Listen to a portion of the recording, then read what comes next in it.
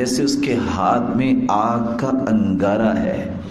میں آپ سے گزارش کرتا ہوں اللہ آپ سب کو اپنی حفاظت میں لے جائے۔ اگر کسی ہاتھ میں انگارہ رکھ دیا جائے اس کو نیند آئے گی؟ دنیا کا انگارہ تو رکھیں گے، کچھ وقت کے بعد تکلیفیں سہنے کے بعد بجھ جائے گا، لیکن یہ مانوی انگارہ ہے۔ اس کا مطلب ہے کہ مستقل یہ تکلیف اس کو برداشت کرنی پڑے گی، کالقابض علی الجمر۔ لیکن خوشخبری کتنی ہے؟ للمتمسک فیہ اجر 50 شہیدا۔ میرے صحابہ جو اس زمانے میں دین پہ ڈٹ جائے گا، دین پہ کاربند رہے گا، اپنے آپ کو مضبوط رکھے گا کہ میں نے دین پہ کوئی کمپرومائز نہیں کرنا، تو اس کو 50 شہیدوں کے برابر اجر نصیب ہوگا۔ صحابہ نے سوال کر دیا، اے اللہ کے پیارے پیغمبر، ہم میں سے یا ان میں سے 50 لوگ شہید ہوں؟ تو آپ صلی اللہ علیہ وسلم نے فرمایا اجر 50 شہیدا منکم۔ میرے صحابہ تم میں سے اگر کوئی 50 لوگ شہید ہوتے ہیں تو جو درجہ اور بلندی ان کو نصیب ہوگی اس فتنے کے دور میں، اس صبر آزما دور میں، دین پہ ڈٹ جانے والا، پابندی کرنے والا، اس کو ان 50 شہیدوں کے برابر اجر نصیب ہوگا۔ تو رسول اکرم صلی اللہ علیہ وآلہ وسلم کی اس خوشخبری کو کبھی بھلانا نہیں چاہیے، لیکن کرنا کیا چاہیے؟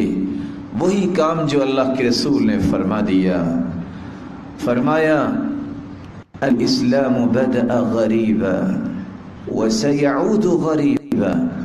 اسلام اجنبیت میں شروع ہوا اور آئندہ اجنبی بن جائے گا۔ بہت تھوڑے لوگوں نے اس کو قبول کیا ابتدا میں، پھر اللہ نے اسلام کو دنیا کے کونے کونے تک پہنچایا۔ ایک وقت آنے والا ہے یہ سمٹتا سمٹتا چند لوگوں میں رہ جائے گا۔ اور آپ نے خوشخبری سنا دی، فطوبى للغرباء، خوشخبری ہے، خوش نصیبی ہے، سعادت مندی ہے ان لوگوں کے لیے جو غرباء ہے۔ غرباء کون ہیں؟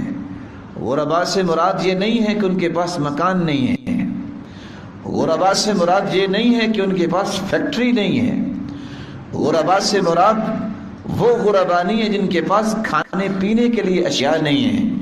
غرباء کی آپ نے 3 تعریفیں کی ہیں، الذین یصلحون الناس، الذین یصلحون اذا فسد الناس، جب لوگ فساد مچا رہے ہوتے ہیں تو یہ لوگ معاشرے کی اصلاح کر رہے ہوتے ہیں۔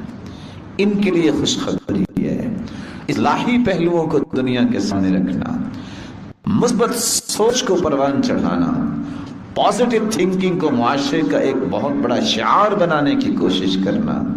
اور دوسری روایت کے الفاظ ہیں الذین یحیون سنتی وَيُعَلِّمُونَهَا عِبَادَ اللَّهِ، یہ وہ لوگ غرباء ہیں جو اللہ کے رسول صلی اللہ علیہ وسلم کی سنتوں کو زندہ کرتے ہیں اور مخلوق کو سنتیں سکھاتے ہیں۔ یہ غرباء جو ہیں جن کے لیے رب تعالی نے خوشخبری اپنے پیغمبر کی زبان سے سنائی ہے۔ اور تیسری تعریف النزاع من القبائل، خاندان ہے، قبیلہ ہے، بہت بڑا خاندان ہے، کچھ لوگ شراب پینے والے، کچھ لوگ جوا کھیلنے والے، کچھ لوگ نمازیں چھوڑنے والے، کچھ لوگ ظلم کرنے والے، یہ اسی خاندان کے لوگ ہیں، اسی خاندان کے چشم و چراغ ہیں۔ کہتے ہیں نہیں، خاندان تو میرا یہی ہے، وہ تو چینج کرنا ممکن نہیں، نہ میں نماز چھوڑ سکتا ہوں، نہ میں جوا کھیل سکتا ہوں، نہ میں شراب کی محفلوں میں آؤں گا، نہ میں ظلم میں آپ کا ساتھ دوں گا، اور نہ ہی میں اپنے گھر میں بے پردگی برداشت کروں گا۔ النزاع من القبائل، بہت سارے قبائل سے چنے ہوئے لوگ جو معاشرے کے رسم و رواج کی طرف نہیں جائیں گے، وہ معاشرے سے اپنے رشتہ داروں کی رشتہ داری سے خون سے مجبور نہیں ہوتے، ان کا مجبوری یہ ہوتی ہے میں نے رب کے سامنے بھی پیش ہونا ہے، میں وہاں جواب کیا دوں گا؟ ایسا دین، ایسی پابندی، ایسی سوچ جس انسان کے اندر پیدا ہو جائے، رب تعالیٰ نے اس کے لیے خوشخبری سنوا دی ہے۔ اور یاد رکھنا، صحیح بخاری کی روایت یہ بتاتی ہے توبہ کے معنی اگرچہ سعادت اور خوش نصیبی ہے، لیکن توبہ ایک درخت بھی ہے جنت میں۔ ان فی الجنت لشجرہ یسیر الراکب فی ظلها 100 سنہ لا يقطعها، اور دوسری روایت میں آتا ہے یسیر الراکب المضمر السریع، دڑکی کے لیے تیار کیا گیا گھوڑا اگر 100 سال تک دوڑتا رہے تو توبہ اتنا بڑا درخت ہے اس کی چھاؤں کو کراس نہیں کر سکے گا۔ اور اس سے بڑی بات تو اللہ کے رسول نے اور فرما دی، ثیاب اہل الجنہ تخرج من اکمامها۔ اللہ جل کے فیصلے دیکھیے، جنتیوں کو لباس جو ملے گا، جنتیوں کا جو ثیاب کپڑے ہیں، لباس ہے، وہ اس درخت کی ٹہنی اور کونپلوں سے نکلے گا جو جنتی زیب تن کیا کریں گے۔ تو اللہ ذو الجلال سے دعا ہے اللہ ذو الجلال ہمیں زندگی کی یہ حقیقت سمجھنے کی توفیق عطا فرمائے۔ اس لیے رسول اللہ صلی اللہ علیہ وآلہ وسلم سے ایک صحابی نے سوال کر دیا، اور سوال کرنے والے نے سوال کیا کیا ہے؟ رسول اللہ صلی اللہ علیہ وسلم سے سوال یہ کیا کہ افضل ایمان کس کا ہے؟ آج ہم سب اسلام کا دعویٰ کرتے ہیں، ایمان کا بھی دعویٰ کرتے ہیں، بس اللہ سے دعا ہے اللہ ہمیں سچا مسلمان اور مومن بنا دے، ہمارے دعوے سچے ہو جائیں، ہمارے دعوے صرف دعوے نہ رہ جائیں۔ اور یاد رکھنا، عمل کے بغیر کوئی دعویٰ جو ہے وہ ثابت نہیں ہوتا۔ رسول اکرم صلی اللہ علیہ وآلہ وسلم سے سوال کیا گیا۔ عمرو بن عبسہ روایت کرتے ہیں اللہ کے پیارے پیغمبر سب سے افضل ایمان کیا ہے؟ آپ صلی اللہ علیہ وسلم نے فرمایا افضل الایمان الصبر والسماحہ، سب سے افضل مومن وہ ہے، سب سے افضل ایمان یہ ہے جس کے پاس صبر کرنے کی صلاحیت آ گئی اور جس کے اندر سماحت آ گئی۔ صبر اور سماحت یہ سب سے افضل ایمان ہے، تو اس کو اختیار کرنے والا بھی سب سے افضل مومن ہے۔ صبر کس کو کہتے ہیں اور سماحت کس کو کہتے ہیں؟ آج کے خطبے کا یہ حدیثی پیغام ہے۔ صبر کا مطلب ہوتا ہے برداشت کرنا، صبر کا مطلب ہے بہادری سے اور خاموشی سے کسی وقت کو کنٹرول کرنا، اور سماحت کہتے ہیں برداشت کرنا اور خندہ پیشانی کھانا، کھلا چہرہ بھی ہو اور کھلا سینہ بھی ہو، بڑی سے بڑی بات ہو جائے، بڑے سے بڑے ظلم کا سامنا ہو، لیکن اس کی کشادہ قلبی ختم نہ ہو۔ اسی لیے آپ نے لفظ ہوگا، لوگ بولتے ہیں سماحت الشیخ، سماحت الوالد۔ اتنا بڑا عالم بن چکا ہے کہ اللہ نے اس کو اتنا علم کثیر سے نوازا ہے، ایک تو ہر قسم کے مسئلے کی رہنمائی دینے کو اللہ نے اس کو صلاحیت دے رکھی ہے۔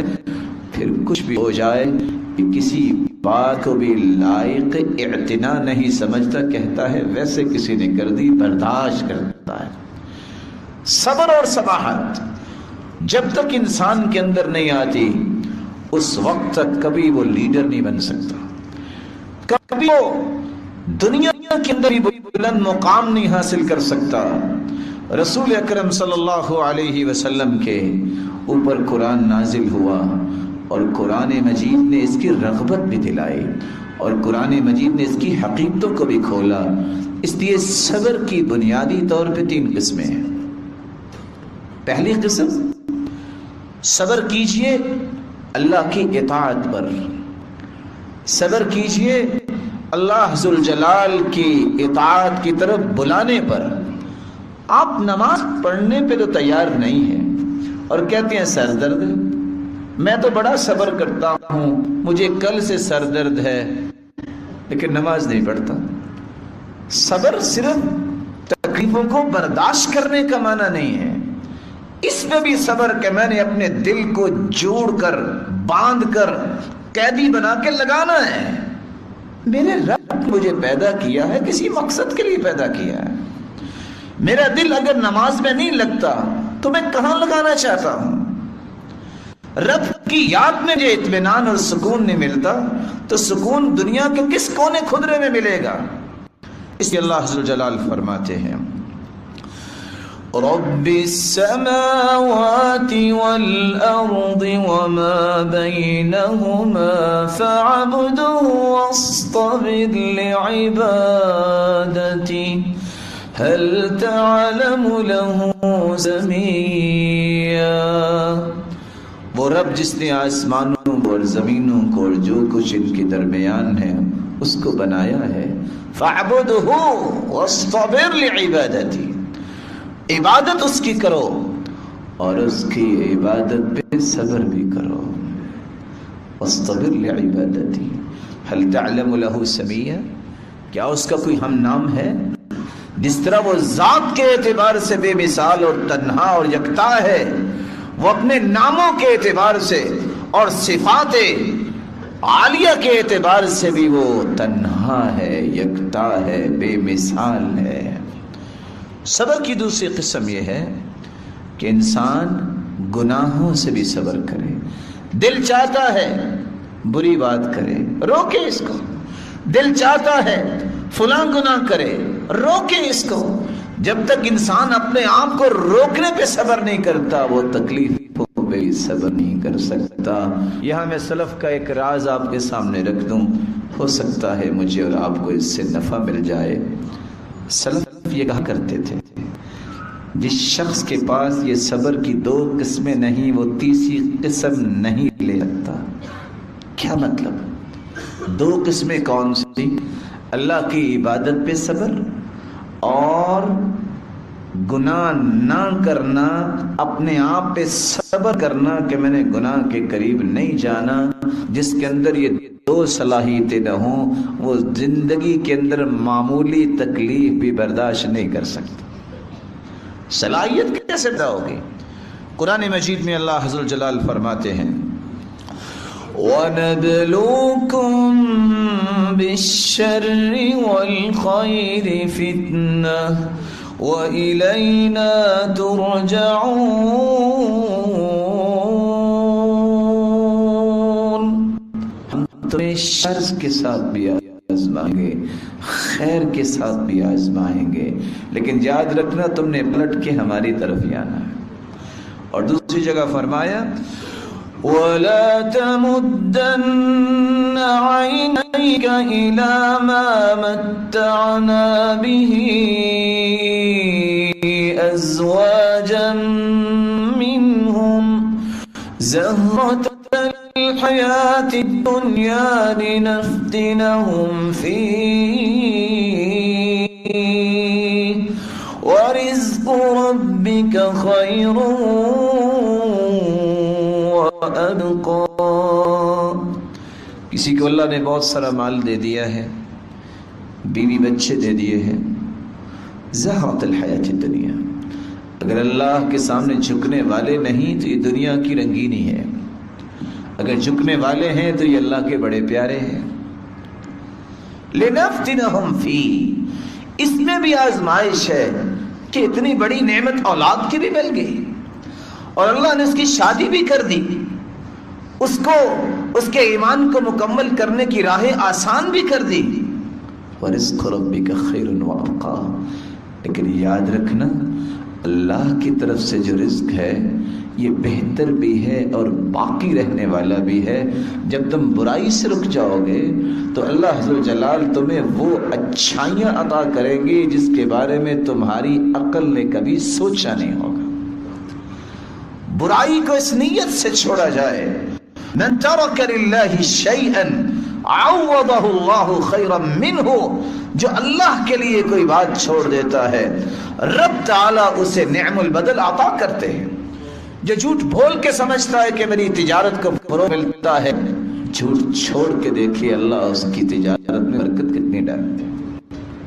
جو دھوکہ دے کر سود کا مال اور اس طرح کاروبار میں پڑتا ہے، شاید میں بہت بڑا میرا سٹیٹس بن جائے گا، چھوڑ کے دیکھے اللہ اسے چین کتنا دیتا ہے۔ اور رب کے وعدے سچے ہیں، اس لیے سلف کہا کرتے تھے، واقعہ آپ نے بھی سنا ہوا ہے، یہ سیدنا سلیمان علیہ السلام کی کتنی بڑی بادشاہی تھی۔ گھوڑے آئے، گھوڑوں کو دیکھتے دیکھتے کیا ہو گیا، مختلف تفسیر مفسرین نے بیان کی۔ فطفق مسحا بالسوق والاعناق، جب نماز تھوڑی سی لیٹ ہو گئی تو گھوڑوں کو کیا کیا تھا سلیمان نے؟ بولیے کیوں ذبح کیا تھا؟ اگر اس تفسیر کو مان لیا جائے، کیوں ذبح کیا تھا؟ کہ انہوں نے مجھے رب سے دور کر دیا۔ حالانکہ ان کا مقصد کیا تھا؟ گھوڑوں کا کچھ شوق تھا، جہاد کے لیے تھے نا۔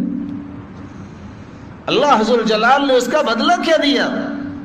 فَسَخَّرْنَا لَهُ الرِّيحَ تَجْرِي بِأَمْرِهِ رَخَاءً حَيْثُ أَصَابَ، گھوڑوں سے اپنے آپ کو دور کیا کہ نہیں میں اپنے رب سے دور نہیں ہوں گا۔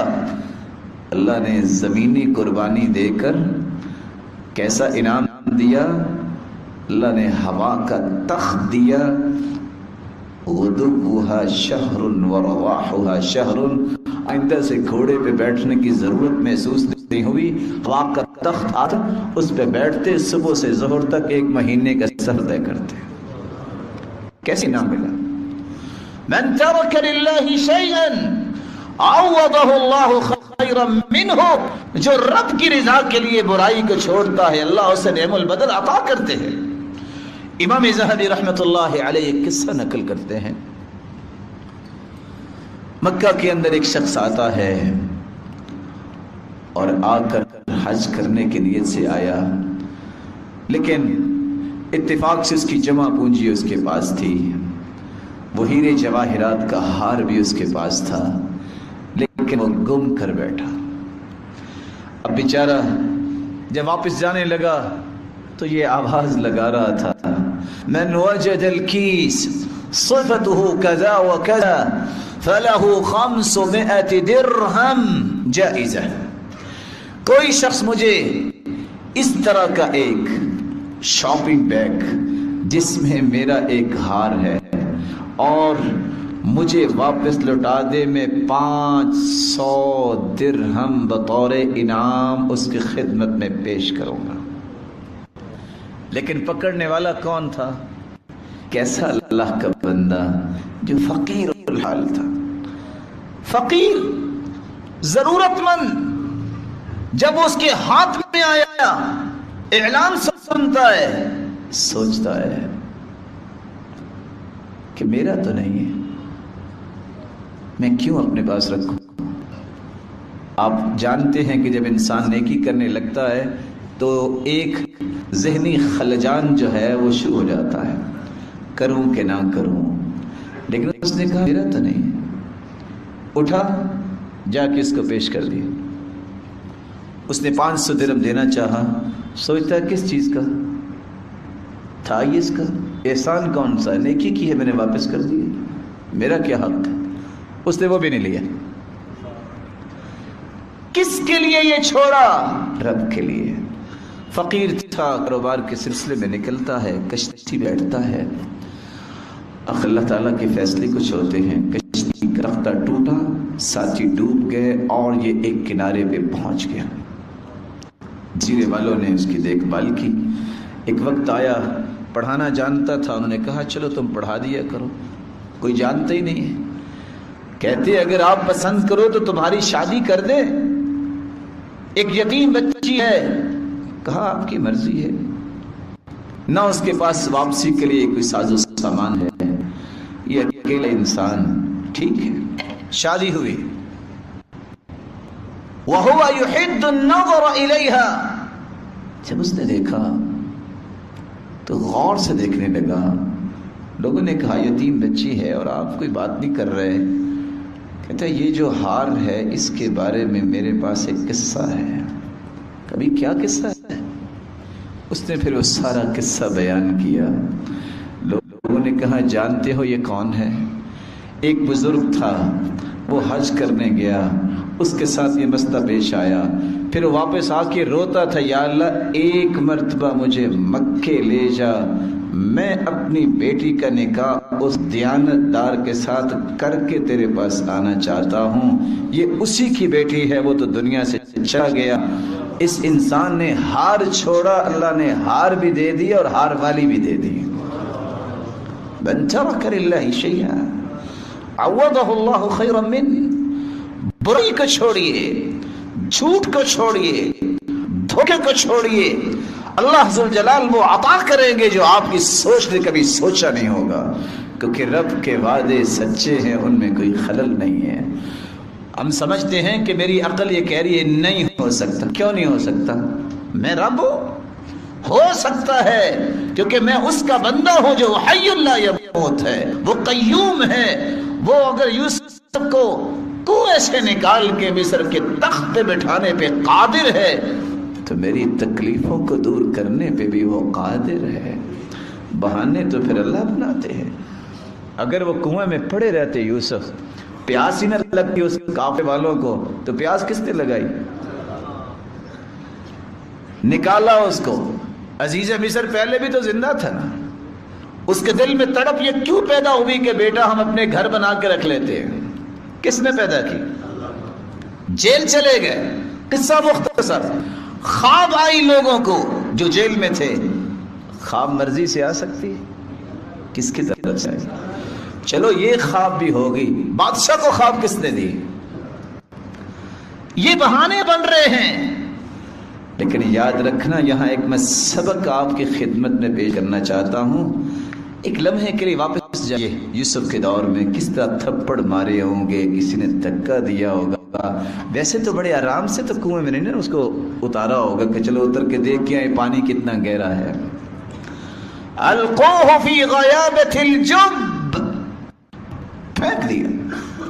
حسد سے، بغض سے، عداوت سے یہ عمل آیا سامنے.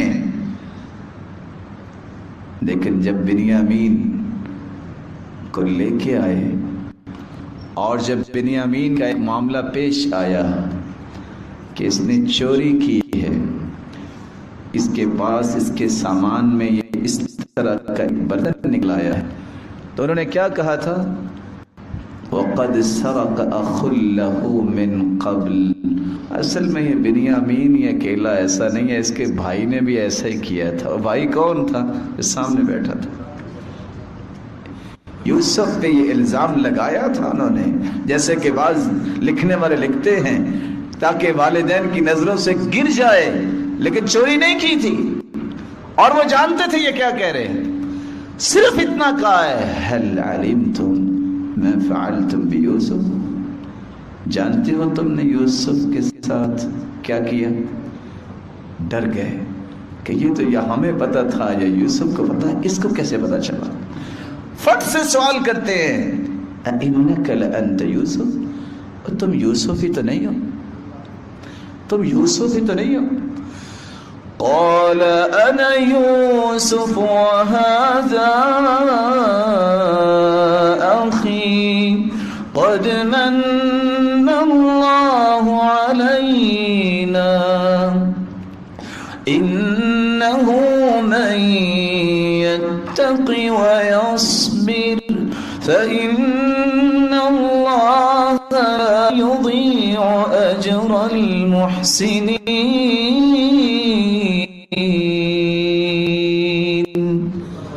میں یوسف ہوں، یہ میرا بھائی بنیامین ہے، اور یاد رکھنا جو صبر کر لیتا ہے، جو تقوی اختیار کر لیتا ہے، رب اعلیٰ اسے ضائع نہیں کرتے.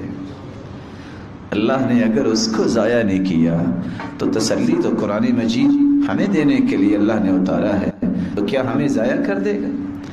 ان اللہ لا یضیع اجر من احسن عملا.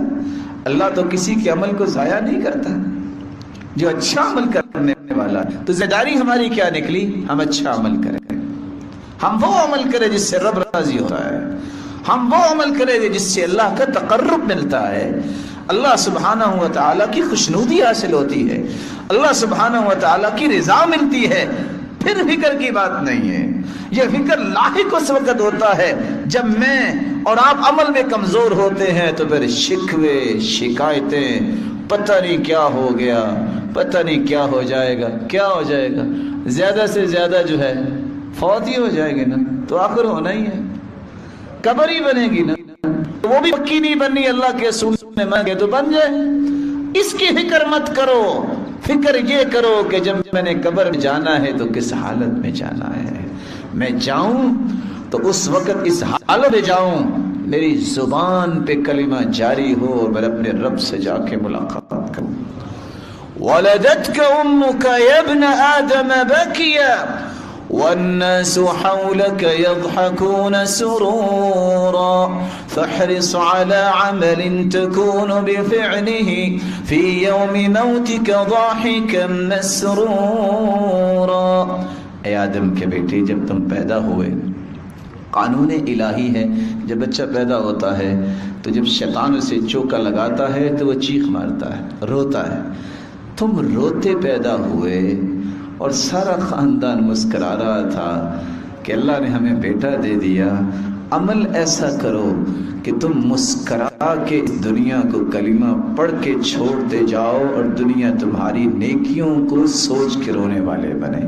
اللہ ذوالجلال ہمیں ایسا مضبوط ایمان نصیب فرمائے اور جتنے بیٹھے ہیں سب کو اپنا تقرب نصیب فرمائے. وآخر